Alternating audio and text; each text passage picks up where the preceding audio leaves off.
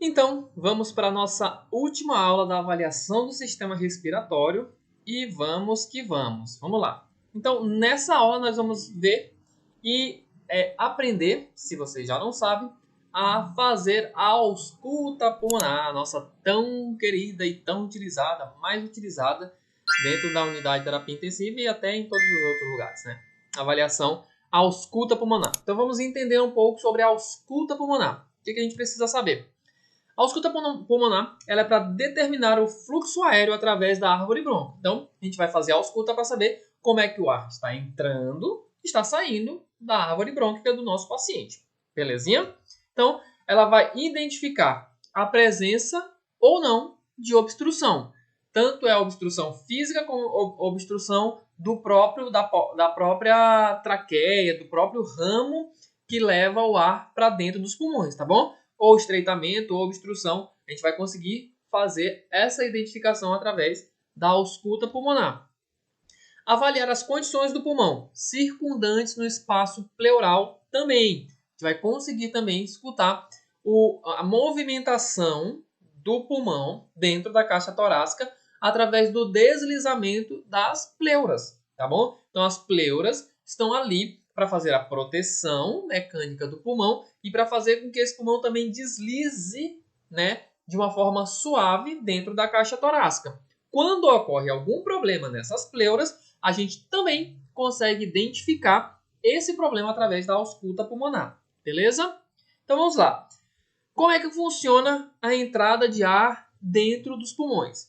Então o ar ele é mais turbulento, mais conturbado, vamos dizer assim, nos calibres mais grossos dos nossos condutores, né? Da nossa árvore condutora. Então, nos calibres mais grossos são mais turbulentos. Então, vai ser um ar mais audível na parte mais grossa, né? Do nosso sistema respiratório. Quando mais ela for diminuindo, mais laminar esse fluxo tende a ser, tá bom? Então aqui, ó, bem mais turbulento e esse fluxo começa a ficar mais laminar e até chegar lá nos últimos, lá, ó, lá beirando os alvéolos, esse ar vai ser mais laminar. Por quê? Porque o calibre diminui e o fluxo diminui lá. Então, quanto menor o fluxo, mais suave esse ar entra. Aqui, como é uma entrada de ar, um fluxo muito alto, esse ar entra bem agitado, né? Vamos considerar assim. Considerando uma cachoeira, né? Vamos considerar assim. Então, a cachoeira é aquele turbulento de água e aí vai descendo o rio, quando vai chegando lá mais para longe da cachoeira, esse rio tende a ficar mais tranquilo, mais suave. Então, o ar entra basicamente desse jeito até atingir os nossos alvéolos. Tranquilo? Belezinha? Então vamos lá. Nós diferenciamos os sons em sons normais e sons anormais. E como eu sempre falo para vocês aqui, a gente tem que primeiro saber o que é normal para aí então identificar o que é anormal. Então vamos lá. Quais são os sons normais que nós vamos identificar no nosso paciente? Então, nós temos o murmúrio vesicular, que é o timbre grave, suave, ouvido principalmente na inspiração, tá ok? Na região pulmonar.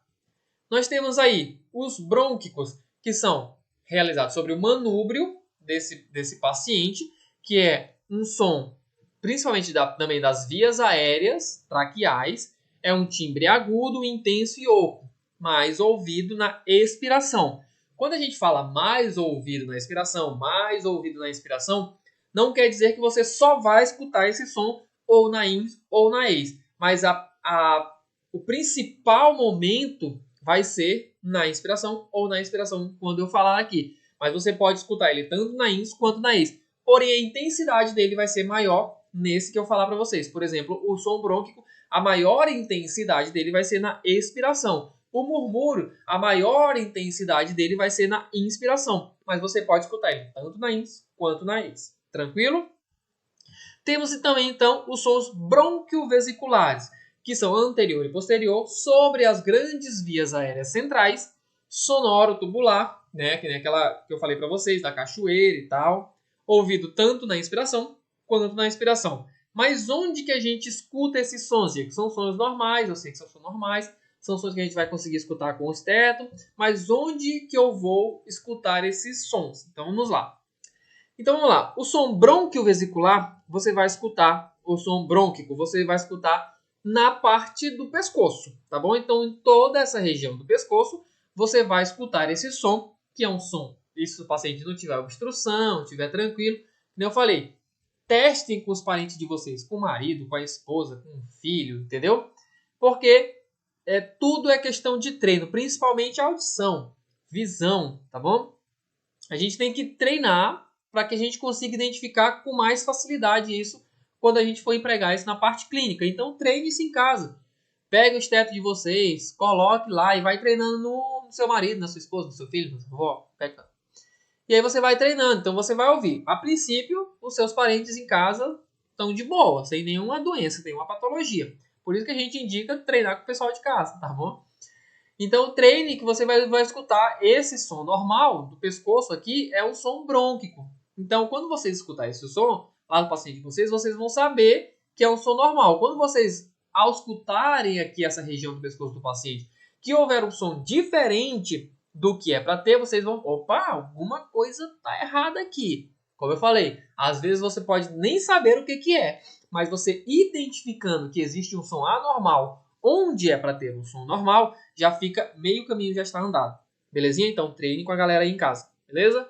Então na região do pescoço, o som brônquico.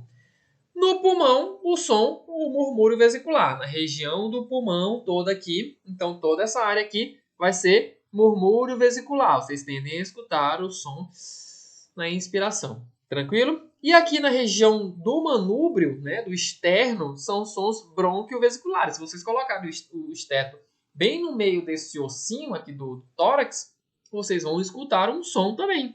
E esse som é o som bronquiovesicular. Vocês vão testar nos parentes de vocês aí e vão saber como é que é esse som. Para que quando vocês forem lá nos pacientes de vocês, vocês saberem identificar se o som que está lá é normal ou não é normal.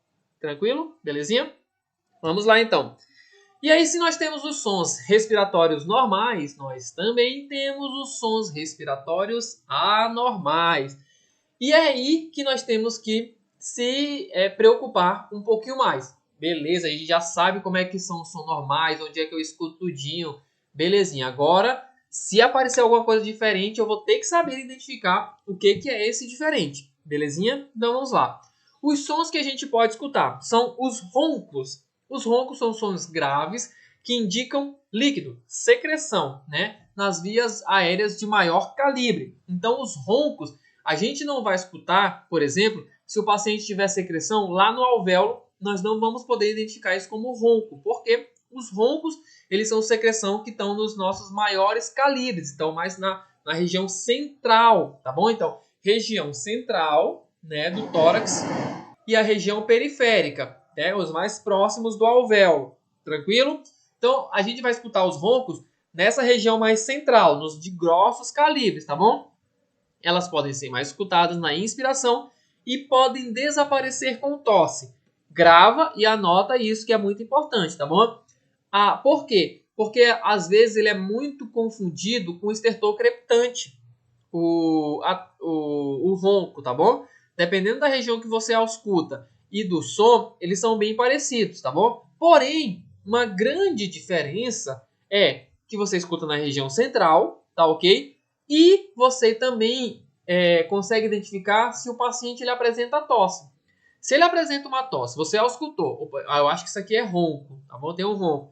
Você estimula uma tosse no paciente, ou esse paciente tosse, e esse som diminuiu ou desapareceu, opa, é ronco, tá bom? Então, o ronco, ele desaparece com a tosse, belezinha? Então, ó, vão ser mais audíveis nas regiões de grossos calibres. Muito dificilmente você vai escutar eles pela periferia. Quando você escutar mais na periferia do pulmão, isso não já é mais ronco. Provavelmente vai ser um estertor crepitante, belezinha? Então ele está mais presente nos de grossos calibres, belezinha? E aí temos os nossos sibilos, que são a interrupção, ou seja, a dificuldade do ar passar por um determinado espaço. Ou seja, quando o espaço diminui, o ar tem que passar, fazer um esforço maior para passar por aquele buraco ali, por aquele espaço, e aí ele vai causar um sibilo, tá bom? Então, é a passagem de ar pelas vias aéreas estreitadas. Ela pode ser escutada na INS e na EIS. Está associada a asma e broncoconstrição, tá bom? Então, pacientes asmáticos, pacientes que causam broncoespasmo nos vasos, ou seja, quando os vasos eles se apertam demais, eles fecham demais, fazendo com que o ar tende a fazer muito força, e essa força que o ar faz, ele vai causar esse som de assovio. Então vai ser um tá bom? Eu vou passar para vocês todos os sons para vocês conseguirem, mas primeiro entendam o que acontece nesses sons anormais, tá bom? Então o sibilo é uma dificuldade do ar passar pelo canal, tá ok? Por estreitamento desse canal. Então, quando se estreita o canal, o ar vai passar e vai causar um som de assovio, belezinha? E aí temos os nossos estridor. O estridor é um som que ele vai ser causado mais por via aérea superior, tá bom? Por alguma obstrução, tá bom? Secreção ela não conta, tá bom? Porque secreção não vai causar um estridor. Mas, por exemplo, um edema de glote, tá bom? Ele pode causar isso daí. A gente escuta muito o estridor quando a gente vai estubar o paciente e esse paciente faz edema de glote, tá bom? Na hora que a gente tira o tubo, né? Porque às vezes o tubo e o cuff ele segura a traqueia, né, as paredes da traqueia, e essa dependendo do tempo ou da lesão que causou nessa traqueia, quando esse balonete é desinsuflado e é retirado o tubo, essa parede ela não tem mais onde se sustentar, então ela vai fechar, tá bom? Então quando ela fecha, estreita, vai causar o estridor. Então o estridor é um som ofegante durante a inalação. Então o paciente vai fazer um som bem característico quando ele vai puxar o ar, porque o ar não está conseguindo entrar por causa da obstrução, tá ok? Muito comum na garganta, né? Faringe, laringe e traqueia. Exatamente por causa disso. Quando a gente estuba esse paciente, essa traqueia ela não tem mais sustentação e ela vai fechar e o paciente não vai conseguir puxar o ar. Então, vai ser um som bem ofegante, tá bom? É um som de estridor. Então aqui, ó, o fluxo de ar ele passa bem bacaninha aqui na epiglote. E aí quando ocorre uma obstrução, tá vendo aqui, ó? A epiglote fecha, algum edema, alguma obstrução, o som vai fazer esse percurso de ser laminar, ele vai fazer esse estridor aqui que vai causar o estridor. Tranquilo? Belezinha? Temos o grasnido, que é um pouco mais incomum, tá bom? É um som inspiratório agudo, tipo um piado de gaivota, tipo um grasnido de pato mesmo, de ganso, tá bom? Que ocorre em pacientes com doenças em que há um comprometimento bronquiolar. Então, por que é difícil? Porque até esse som ele se dissipar na parte externa do corpo, esse paciente ele vai ter que estar com esse comprometimento bronquiolar bem agudo, ou bem agudo mesmo, já está com uma evolução maior, fazendo com que haja um estreitamento ali lá no finalzinho, já a entrada da parte de troca gasosa, um estreitamento fazendo com que haja esse grasnido, esse grito de pato, de ganso mesmo, tá bom? Então ele é mais dificilzinho de se ouvir por causa de ser uma patologia até que um pouco mais difícil de ocorrer nas nossas unidades de terapia intensiva, mas saibam que ele existe, belezinha? Eu vou passar para vocês aqui para vocês também conseguirem identificar eles.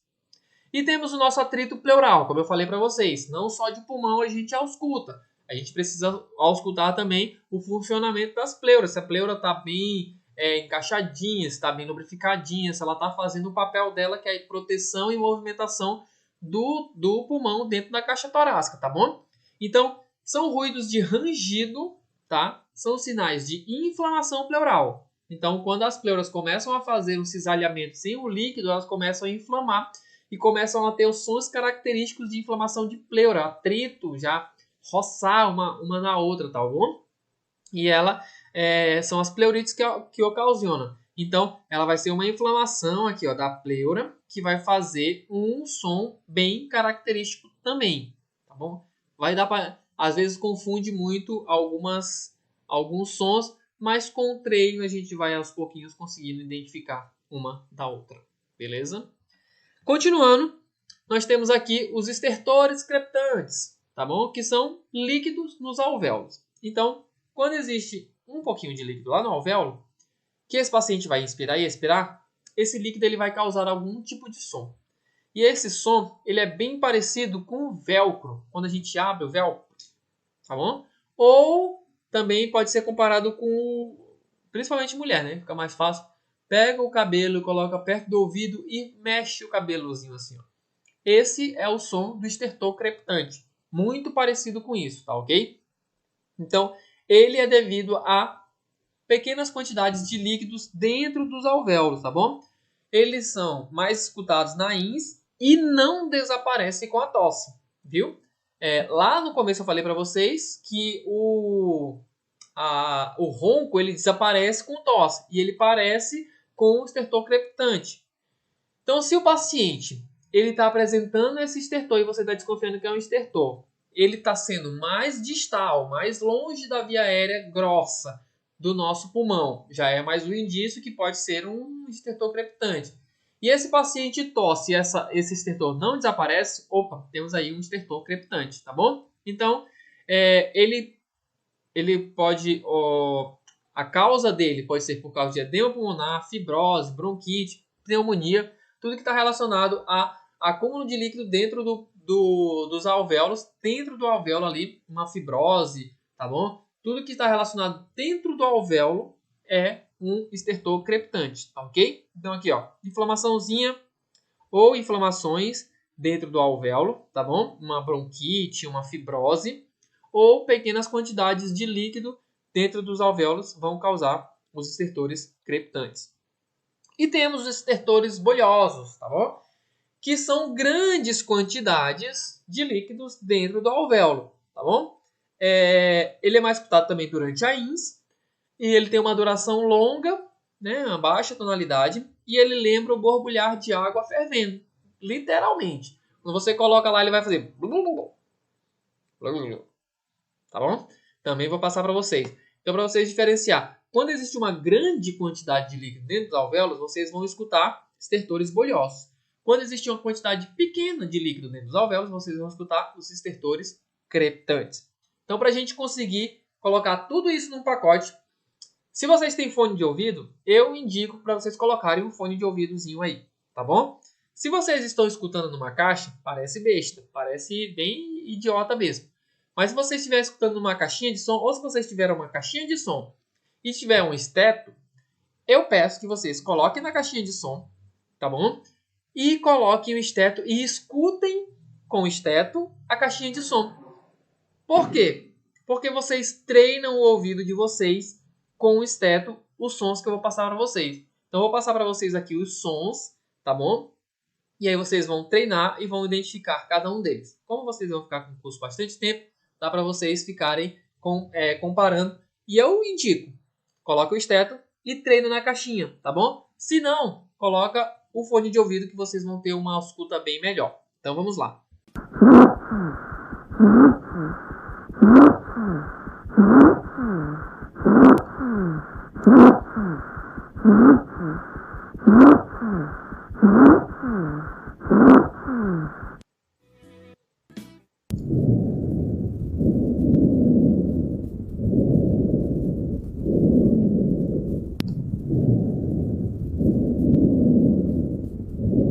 Às vezes o ronco ele é até um pouquinho mais alto do que isso, dependendo da quantidade de secreção.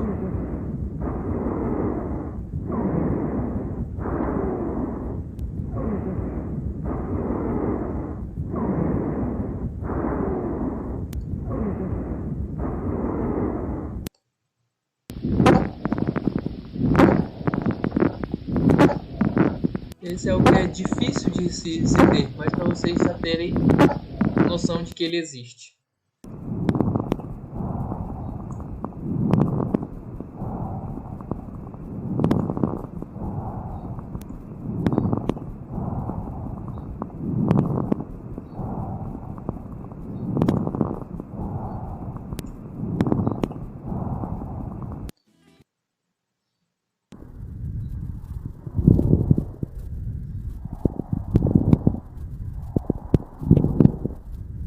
Cebolinhas estourando.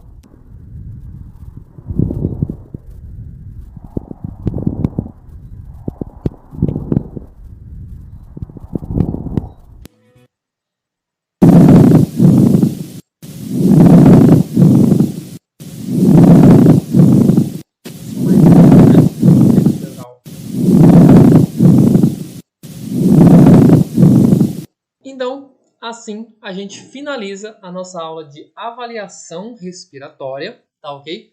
Espero que tenha conseguido tirar todas as dúvidas. Qualquer coisa, coloque na caixinha aqui embaixo as dúvidas de vocês, que o mais rápido possível eu vou conseguir responder todos vocês, tá bom? Então essas são as minhas redes sociais. Se vocês não seguem, vão lá.